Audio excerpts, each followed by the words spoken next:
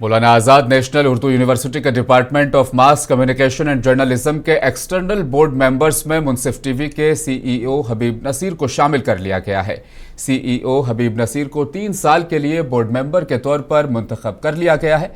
इनके अलावा प्रोफेसर निशा पवार, जो शिवाजी यूनिवर्सिटी कोल्हापुर की जेएमसी डिपार्टमेंट की एचओडी हैं, उन्हें भी बोर्ड में शामिल कर लिया गया है। बताते चलें, बोर्ड ऑफ स्टडीज़ में शामिल करने पर मुंसिफ टीवी के सीईओ हबीब नसीर ने vice chancellor professor Ainul Hasan, registrar professor SK Ishtiaq Ahmad, mass communication and journalism के HOD professor Mohammad Fariyad, professor Ehtesham Ahmad Khan और मुंसिफ टीवी मैनेजमेंट का शुक्रिया अदा किया।